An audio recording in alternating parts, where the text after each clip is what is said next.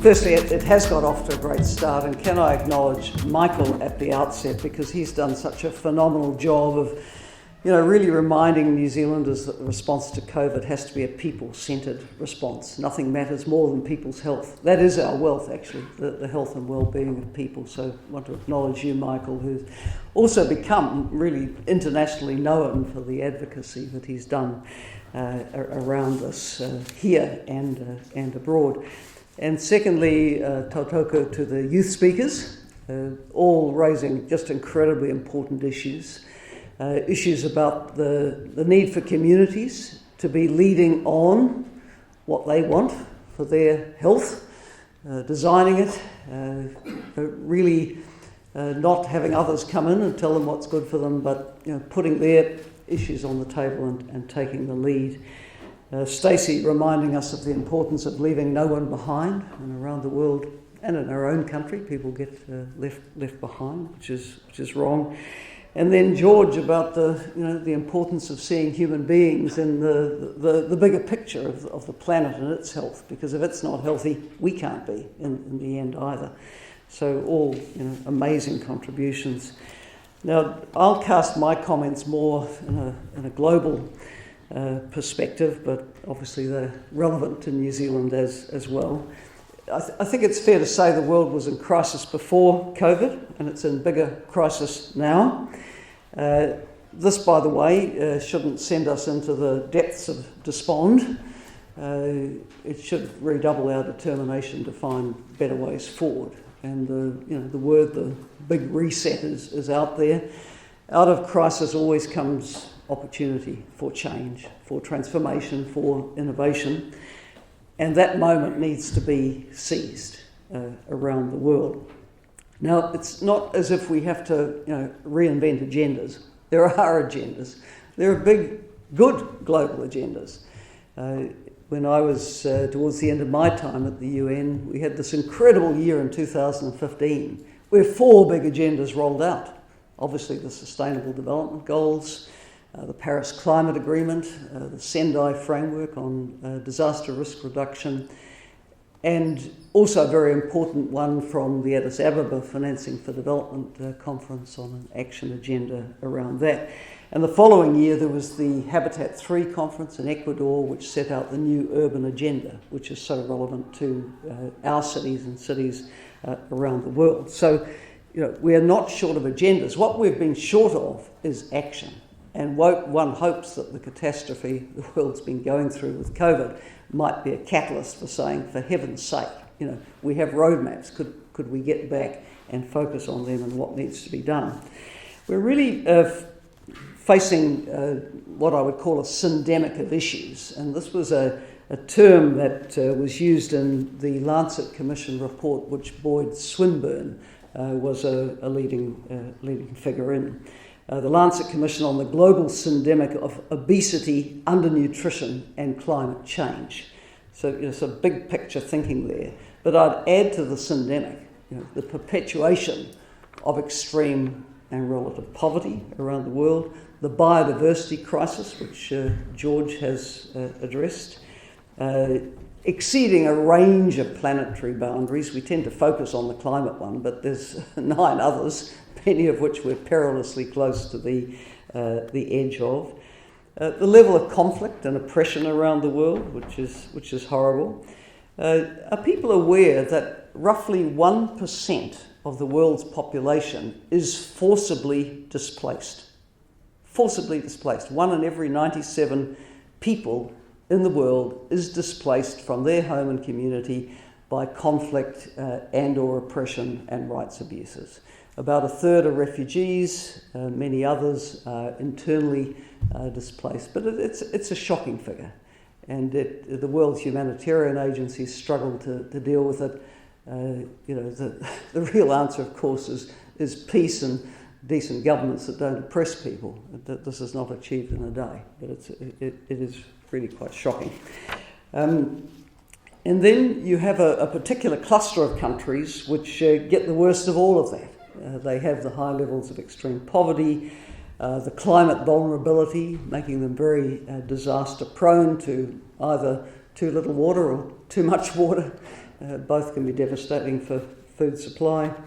We have the hunger crisis in many such countries. We have often that coupled with a very poor governance capacity, either just incapable or dictatorial and oppressive. And such countries also seem to have high levels of conflict. So the pandemic has come on the top of all of that existing syndemic, and it's a heady brew, and it really is a huge wake-up call, I think, globally, and cause for reflection about the way we've traditionally developed, with far too little respect for nature and the interaction and impact we as human beings have with nature. It's also a cause for reflection around the many people left behind, and also let's acknowledge the very long shadow left by colonisation around the world, including in our own country. So what to do?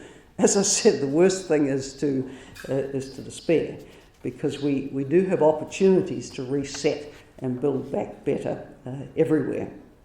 And we need to address the issues holistically. The Planetary Health Framework is as good a framework as any, and very consistent with the general direction of the Sustainable Development Goals, the Paris Agreement, and the other good global agreements that are out there. We need to draw all those connections between the health and well-being of people and of the planet. Climate action in every respect is good for human health. We get less polluted air. We reduce pressure on scarce and natural resources. We try to stop the warming climate, which is providing that conducive environment for more of the tick and mosquito-borne diseases. This is a huge health issue. If we can stop a warming planet, we can ensure that people aren't subjected to incredible heat stress. Some of the projections you see suggest that if we let the world career on to the 3-degree future, there will be parts of the world which are, it's simply not possible to continue to live with the subsistence agriculture and other daily activities that people carry out in parts of the world. I'm minded actually that back in 2011, which is now 10 years ago, I went to Copenhagen to release the UNDP Annual Human Development Report on sustainability and equity. And in the background work for that, there were scenarios done on possible trends for equity and inclusion alongside trends in the environment. And the worst case scenario, which really becomes quite likely in the current settings, unless we act, and we can act, is that the human development progress we've seen would slow to a crawl and actually regress in sub-Saharan Africa and South Asia. So, very, very critical to be turning these trends around. And I really strongly urge that we go back to the visionary agendas of 2015. We have 2030 targets for the Sustainable Development Goals, which with COVID are going to be incredibly difficult to meet. But all action is helpful in making progress. We have more urgent timelines on the Paris Agreement. Obviously, a clock is ticking on that. And these agendas apply to New Zealand as they do to every other country. There's often a tendency, I think, in high-income countries to think that agendas like the Sustainable Development one are not about them, they're about other people somewhere. Oh no, they're about us. You go through every single Sustainable Development goal, from poverty to food insecurity to inclusion and equity and all the environmental goals. They're all relevant to New Zealand. They may be issues of degree, but they are all highly relevant, and we have work to do, as everybody does. So, what needs to be done for the reset is not rocket science, but it takes political will, and it will take an engaged and sensitised public to support the kinds of moves that need to be taken. And many of you will have been listening to the debate about the climate crisis and the Climate Commission report, which came out just a couple of days ago. As I came here in a cab this morning, I heard someone from the New Zealand coal industry. Woe is us!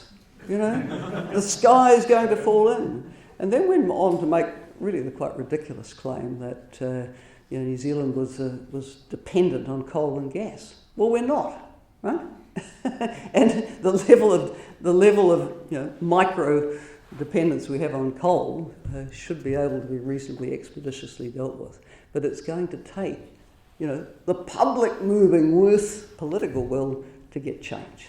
And that report, draft report from the Climate Commission, is out for consultation now by the 14th of March, and I'd strongly urge everyone who cares, about the contribution New Zealand can make to climate action to have their say on it, because others will. So all voices need to be heard.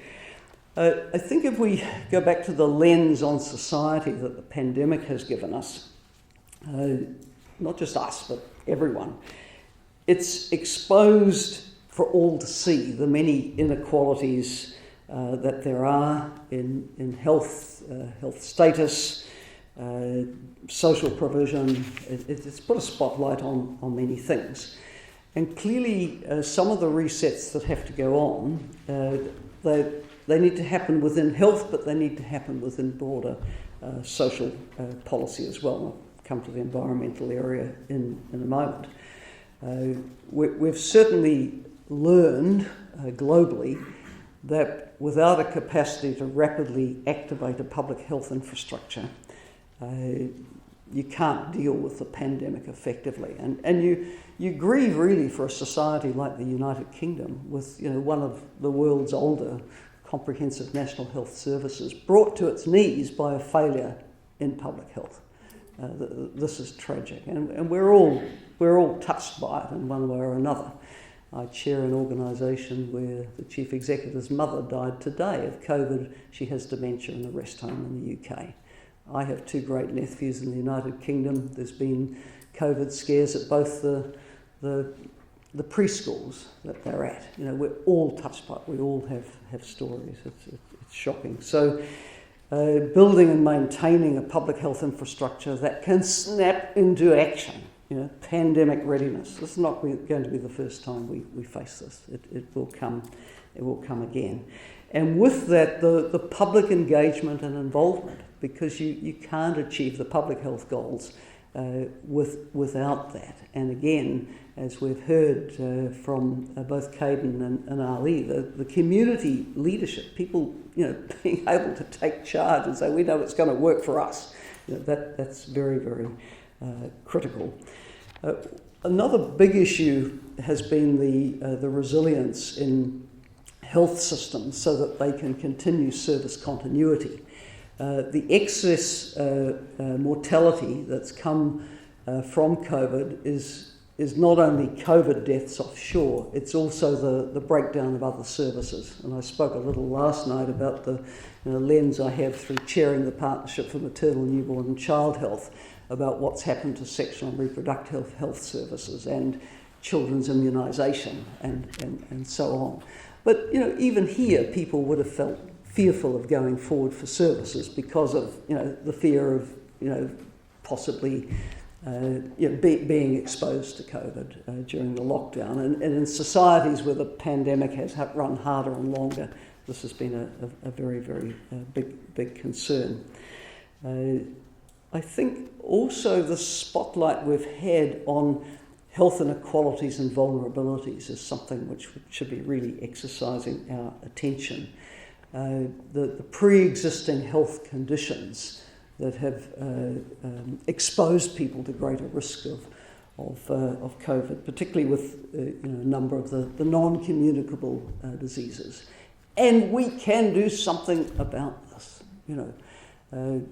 Just before Christmas, there was an announcement made by my foundation and Health Coalition Aotearoa and Mass Foundation about a new project we're going to do together which is going to be pushing forward the policy solutions for action on the damage caused to health and well-being in our society by unhealthy foods and alcohol.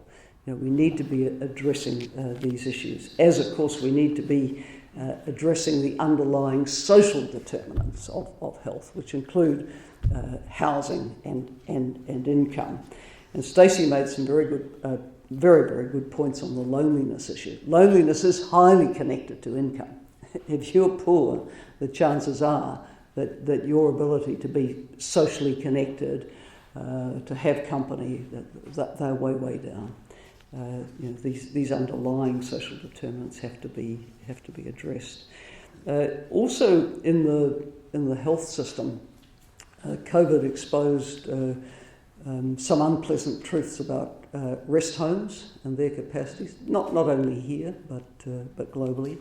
And I think among our most vulnerable citizens are our frail elderly and others with health and other disabilities, and a focus on their needs more attention too. I have a particular focus on this at the moment because my father is 5 weeks off his 99th birthday, so I know rather a lot about the care and support of the old. And I'm happy to say that the system does work well in places, but we need it to work well everywhere. Another key issue, I believe, is the universality of social protection. Now, when COVID came, we had the ability, to work from the social security system that we had. But 4 billion of the world's people have no basic social protection at all. And so you confront them with a lockdown, what are they to do? Starve? It's very, very difficult indeed. And, also reflect on where the gaps in our own system were. And those included migrant workers. And that's really a whole another topic, but a very, very concerning one. Now, the reset on the environmental side, I think that the Climate Change Commission has come up with really a pretty good stab at action in that area. The Herald summarised it as cut animal numbers, stop fossil fuel car imports and move to electric vehicles, decarbonise energy, get rid of coal and move to a circular economy. Well, it's not a bad start, is it, for a reset? But, for climate action, fundamentally you have to target energy, transport, waste, the land use issues, agriculture and the forestry issues, and those are the big areas, but obviously there's others as well. But I think sometimes we have a tendency globally to think in silos on the environmental issues, and that's encouraged by the different conventions. So you have the Climate Change Convention and the Biodiversity Convention and the Combating Desertification Convention. We need to be much more holistic. We can't just tackle climate here. We have to tackle biodiversity. Today, I think, is the International Wetland Day. We've got 10% of the wetlands we once had. This is shocking. And George drew our attention to the number of species at risk in our country. Most of us, we look at a wildlife program and we're shocked that people would kill an elephant for its ivory. We're shocked that people would kill a rhino for its horn. But how many people think of what they're doing to the fairy tern or the New Zealand or banded dotterel when they walk their dog down a beach in the breeding season or let their cat out at night? We've got some thinking to do ourselves about the species that we have guardianship and custodianship for, and we haven't done a very good job of it. So let's put this into our bigger frame as well when we talk about the reset. I think the reset will also involve all countries having a close look again at their economies. We've taken a hit of about, I would say, roughly 25% of export dollar earnings with what's happened to tourism and international education. Let's be clear, it's not going to bounce back. We have to, be looking at what the alternatives are. And with the talent in New Zealand and the talent of New Zealanders that is coming back, it's not beyond our wit to devise smart ways forward with the economy. You know, it's all there for us. If we have the environment, the ecosystem for innovation, which can help people with great ideas, which can be turned into economic potential, which helps gather the taxes and provide the services the rest of us benefit from. You know, we can do it. And I think that's my message. You know, COVID has been a setback. It's been a wake-up call, and it provides an opportunity to rethink globally about how we've been doing things. And we shouldn't miss this opportunity anyway.